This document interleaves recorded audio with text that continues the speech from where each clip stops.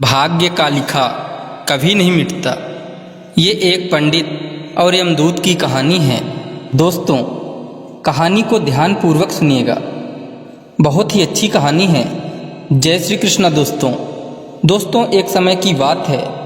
किसी गांव में एक बहुत ही ज्ञानी पंडित रहता था। एक दिन वह अपने बचपन के मित्र से मिलने के लिए दूसरे गांव जा रहा था। वह मित्र बचपन से ही गूंगा व एक पैर से अपाहिज था। मित्र का गांव काफ़ी दूर था। रास्ते में और भी कई छोटे छोटे गांव पड़ते थे। पंडित अपने धुन में चला ही जा रहा था कि रास्ते में उसे एक और आदमी मिल गया। वह भी पंडित के साथ साथ चलने लगा। पंडित ने सोचा, चलो अच्छा ही हुआ, साथ साथ चलने से सफ़र जल्दी कट जाएगा। चलते चलते पंडित ने उस आदमी से उसका नाम पूछा तो उस आदमी ने अपना नाम महाकाल बताया। पंडित को यह नाम थोड़ा अजीब सा लगा, पर पंडित ने नाम के विषय में कुछ और पूछना उचित नहीं समझा। दोनों धीरे धीरे साथ में चल ही रहे थे। तभी रास्ते में एक गांव आया तो महाकाल ने पंडित से कहा, तुम आगे चलो, मुझे इस गांव में एक संदेशा देना है, मैं तुमसे आगे मिलता हूँ। पंडित ने कहा, ठीक है, और आगे की ओर चल दिया। तभी ही गांव में खबर फैली कि एक व्यक्ति को भैंसे ने मार दिया है। जैसे ही भैंसे ने उस व्यक्ति को मारा, ठीक थोड़ी ही देर में महाकाल आ गया। फिर चलते चलते दोनों एक दूसरे गांव के बाहर पहुंचते हैं, जहां पर एक छोटा सा मंदिर बना था। ठहरने की व्यवस्था भी अच्छी लग रही थी। पंडित के मित्र का भी गांव वहां से दूर था और रात्रि भी होने वाली थी। तो पंडित ने कहा, रात्रि होने वाली है, पूरा दिन चलते चलते थकान भी लग रही है और भूख भी लगी है, तो यहीं भोजन करके आराम कर लेते हैं, सुबह आराम से आगे का सफ़र करेंगे। महाकाल ने कहा, ठीक है, मुझे इस गांव में किसी को कुछ ज़रूरी सामान देना है, तुम खाना खा लो और आराम करो, मैं बाद में आके खा लूँगा। इतना कहकर वह चला गया। लेकिन उसके जाते ही कुछ ही देर में उस गांव में धुआं उठता दिखाई दिया और देखते ही देखते पूरे गांव में आग लग गई। पंडित ने आश्चर्य से सोचा, यह महाकाल जहां भी जाता है वहां किसी न किसी तरह की हानि जरूर हो जाती है, कुछ तो गड़बड़ है। लेकिन पंडित ने रात्रि में महाकाल से इस बात का कोई जिक्र नहीं किया। सुबह दोनों ने फिर अपने गंतव्य की ओर चलना प्रारंभ कर दिया। कुछ ही दूर में फिर एक गांव आया तो महाकाल ने फिर पंडित से कहा, आप आगे चलते जाइए, मैं कुछ दूर में आपसे मिलता हूँ। मुझे इस गांव में भी कुछ ज़रूरी काम है, तो काम करके मैं आपसे कुछ आगे मिल लेता हूँ। यह कहकर महाकाल जाने लगा। लेकिन इस बार पंडित आगे नहीं बढ़ा, बल्कि वहीं खड़ा होकर महाकाल को देखता रहा कि अब वह कहाँ जाता है और क्या करता है। तभी लोगों की आवाज़ें सुनाई देने लगी कि किसी व्यक्ति को सांप ने काट लिया है और वह मर गया है। ठीक उसी समय महाकाल फिर से उस पंडित के पास पहुंच गया। लेकिन इस बार पंडित को सहन नहीं हुआ। उसने महाकाल से पूछ ही लिया कि तुम जिस गांव में जाते हो वहां कोई न कोई नुकसान जरूर हो जाता है, क्या तुम मुझे बता सकते हो, ऐसा क्यों होता है? तो महाकाल ने जवाब दिया, पंडित जी, आप तो मुझे बहुत बड़े ज्ञानी मालूम पड़े थे, इसीलिए मैं आपके साथ चलने लगा था, क्योंकि ज्ञानियों का संग बहुत अच्छा होता है, परंतु आप अभी तक समझ नहीं पाए मैं कौन हूँ। पंडित ने कहा, मैं समझ गया हूँ, लेकिन मुझे कुछ शंका है।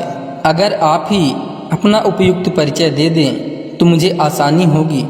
तो महाकाल ने जवाब दिया, मैं यमदूत हूँ और यमराज की आज्ञा से उन लोगों के प्राण हरण करता हूँ जिनकी आयु पूर्ण हो चुकी है।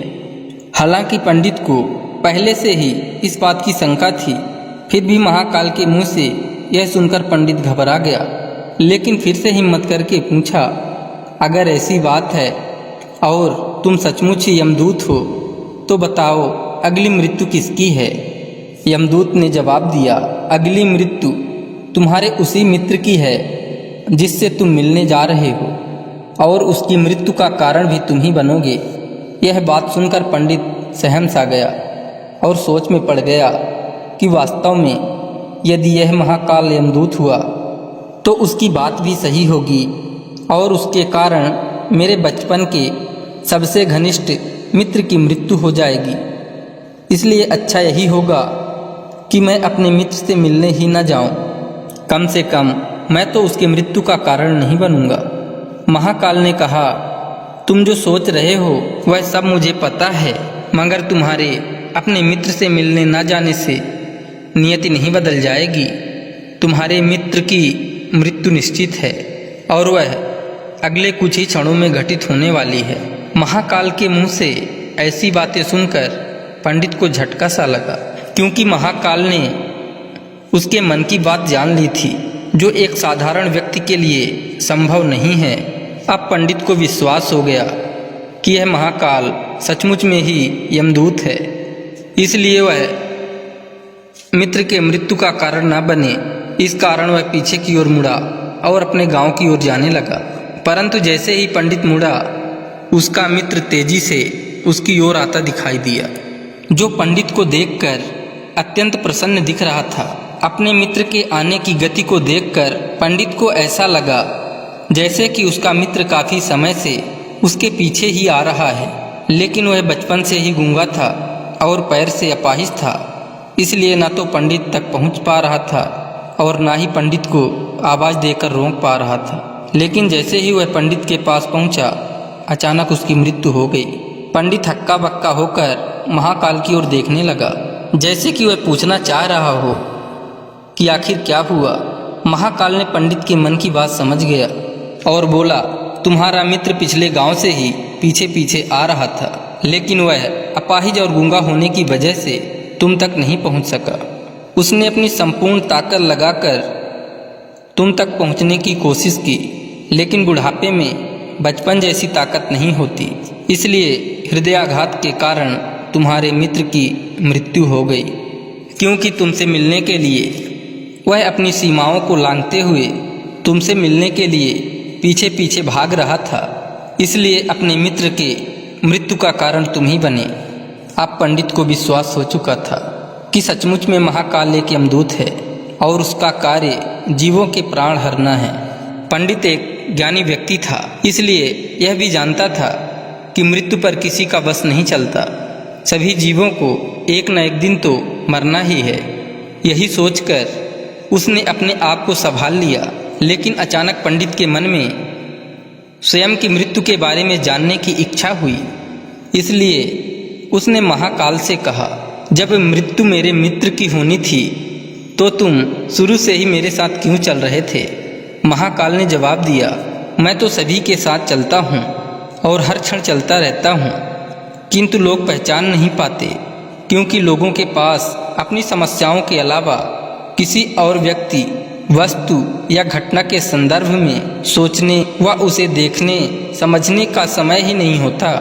तो पंडित ने कहा, क्या तुम बता सकते हो मेरी मृत्यु कब और कैसे होगी?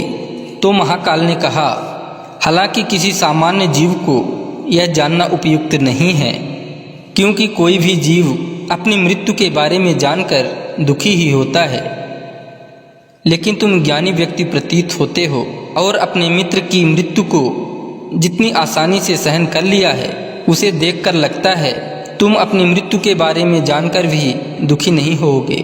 तो तुम्हारी मृत्यु आज से ठीक 6 महीने बाद आज के ही दिन किसी दूसरे राज्य में फांसी लगने से होगी, और सबसे आश्चर्य की बात यह होगी कि तुम स्वयं खुशी से फांसी को स्वीकार कर लोगे। इतना कहकर महाकाल जाने लगा, क्योंकि महाकाल के पास पंडित के साथ चलते रहने का अब कोई कारण नहीं था।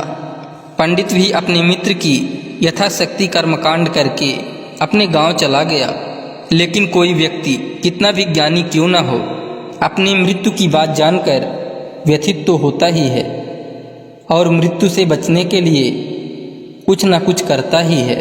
सो पंडित ने भी किया, क्योंकि पंडित विद्वान था, इसलिए उसकी ख्याति उसके राज्य के राजा तक थी। तो पंडित ने सोचा, राजा के पास तो कई ज्ञानी मंत्री होते हैं, तो मेरी मृत्यु से संबंधित समस्या का कोई न कोई हल निकाल ही लेंगे। तो पंडित यह सोचते हुए राज दरबार में पहुंच जाता है और राजा को सारा वृत्तांत सुनाया। राजा ने अपने मंत्रियों को बात बताई और उनसे सलाह मांगी। अंत में सभी ने विचार विमर्श करके कहा, अगर पंडित की बात सही है तो उसकी मृत्यु भी 6 महीने के बाद ही होगी, लेकिन मृत्यु तब होगी जब वह किसी दूसरे राज्य में जाएगा। यदि वह दूसरे राज्य में जाए ही ना तो मृत्यु भी नहीं होगी। मंत्रियों का यह सलाह राजा को भी उपयुक्त लगी। तो पंडित के रहने की व्यवस्था महल में कर दी गई और राजा के आदेश के बिना उस पंडित से किसी को भी मिलने नहीं दिया जाता था। लेकिन पंडित कहीं भी आ जा सकता था ताकि यह ना लगे कि वह राजा की कैद में है। परंतु पंडित डर के मारे स्वयं ही कहीं आता जाता नहीं था। धीरे धीरे पंडित की मृत्यु का समय नज़दीक आने लगा और वह भी दिन आ गया जब पंडित की मृत्यु होनी थी।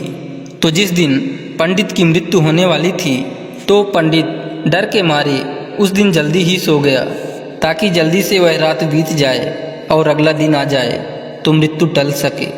लेकिन पंडित को स्वयं नींद में चलने की बीमारी थी और इस बीमारी के बारे में वह स्वयं भी नहीं जानता था। अतः राजा या किसी वैद्य को इस बीमारी के बारे में बताने का तो प्रश्न ही नहीं उठता। पंडित अपनी मृत्यु को लेकर बहुत चिंतित था और नींद में चलने की बीमारी तभी आती है जब नींद ठीक तरह से न हो पा रही हो। तो उसी रात पंडित को नींद में चलने का दौरा पड़ा। वह उठा और महल से निकलकर अस्तबल में गया। पंडित राजा का खास मेहमान था, इसलिए किसी पहरेदार ने भी नहीं रोका और न ही किसी तरह की पूछताछ की। अस्तबल में पहुंचकर वह सबसे तेज चलने वाले घोड़े की पीठ में सवार होकर नींद में ही राज्य की सीमा के बाहर किसी दूसरे राज्य में चला गया। इतना ही नहीं, वह दूसरे राज्य के राजा के महल में पहुंच गया और उस महल के पहरेदार ने भी उसे नहीं रोका और ना ही कोई पूछताछ की। सभी लोग रात्रि की अंतिम प्रहर होने के कारण नींद में थे। वह पंडित सीधे राजा के शयन कक्ष में पहुंच गया। जहां राजा और रानी सो रहे थे वहीं पंडित भी जाकर लेट गया। सुबह हुई तो राजा ने पंडित को रानी के बगल में सोया हुआ देखा, जिससे राजा बहुत क्रोधित हुआ। पंडित को गिरफ्तार कर लिया गया। पंडित को तो कुछ समझ में ही नहीं आ रहा था कि आखिर दूसरे राज्य में और राजा के शयन कक्ष में कैसे पहुंच गया।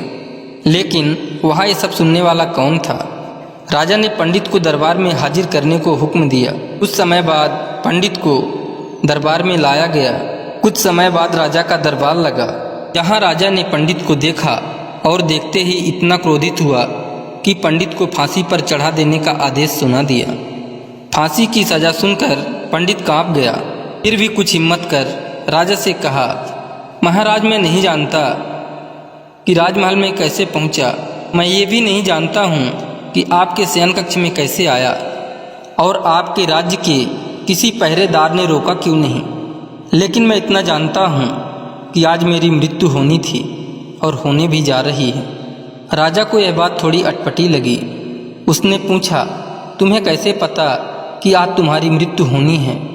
कहना क्या चाहते हो? राजा के इस सवाल के जवाब में पंडित ने पिछले 6 महीने की कहानी बता दी और कहा, महाराज, मेरा क्या किसी भी सामान्य व्यक्ति में इतना साहस नहीं कि वह राजा के शयन कक्ष में राजा की उपस्थिति में रानी के पास सो जाए।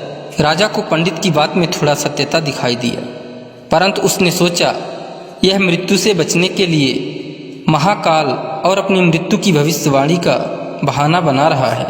इसलिए राजा ने पंडित से कहा, यदि तुम्हारी बात सत्य है और आज तुम्हारी मृत्यु का दिन है जैसा कि महाकाल ने तुमसे कहा था, तो तुम्हारी मृत्यु का कारण मैं नहीं बनूंगा। लेकिन अगर बात झूठी निकली तो निश्चित ही आज तुम्हारी मृत्यु का दिन होगा। क्योंकि पड़ोसी राज्य का राजा उसका मित्र था, उसने तुरंत सिपाहियों के हाथ दूसरे राज्य के राजा को पत्र भेजा और पंडित की बात के सत्यता का प्रमाण मांगा। शाम तक भेजे गए सैनिक लौटे और उन्होंने बताया कि महाराज, पंडित जो कह रहा है वो पूर्णतः सत्य है। दूसरे राज्य के राजा ने पंडित को रहने के लिए अपने ही महल में संपूर्ण व्यवस्था कर रखी थी और पिछले 6 महीने से पंडित राजा का मेहमान था। कल राजा अंतिम बार इसके शयन कक्ष में मिले थे और इसके बाद यह इस राज्य में कैसे पहुंच गया इसकी जानकारी किसी को भी नहीं है। इसलिए उस राज्य के राजा के अनुसार पंडित को फांसी की सज़ा देना उचित नहीं है। लेकिन राजा के लिए एक नई समस्या आ गई, क्योंकि उसने बिना कुछ जाने ही पंडित को फांसी की सज़ा सुना दी थी। इसलिए अगर पंडित को फांसी न दी जाए तो राजा के कथन का अपमान हो जाए, और अगर राजा के द्वारा दी गई सज़ा का मान रखा जाए तो पंडित की बिना वजह ही मृत्यु हो जाए। राजा ने अपने सभी मंत्रियों से इस बात की चर्चा की। सभी मंत्रियों ने सुझाव दिया कि महाराज पंडित को एक कच्चे सूत से फांसी लगवा दें। इससे आपके कथन का भी मान रह जाएगा और कच्चे सूत के धागे से पंडित को भी फांसी नहीं लगेगी और उसके प्राण बच जाएंगे। राजा को यह सुझाव अच्छा लगा। उसने ऐसा ही आदेश सुना दिया। पंडित के लिए कच्चे धागे के सूत का फांसी का फंदा बनाया गया और नियम के अनुसार पंडित को फांसी पर चढ़ाया जाने लगा। सभी लोग खुश थे कि न तो पंडित मरेगा और न ही राजा का वचन झूठा पड़ेगा। पंडित को भी विश्वास था कि सूत के धागे से तो उसकी मृत्यु हो ही नहीं सकती। इसलिए वह भी खुशी खुशी फांसी पर चढ़ने को तैयार था, जैसा कि महाकाल ने उससे कहा था। लेकिन जैसे ही पंडित को फांसी दी गई, सूत का धागा तो टूट गया, लेकिन टूटने से पहले उसने अपना काम कर दिया था। पंडित के गले की नस सूत के धागे से कट चुकी थी और पंडित जमीन पर पड़ा तड़प रहा था।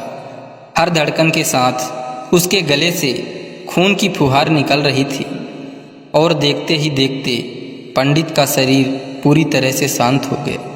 सभी लोग आश्चर्यचकित थे, पंडित को मरते देख रहे थे। किसी को विश्वास ही नहीं हो रहा था कि इस कमज़ोर से धागे से किसी की मृत्यु हो सकती है। लेकिन घटना घट चुकी थी। नियति ने अपना काम कर दिया था। जो होना होता है वो होकर ही रहता है।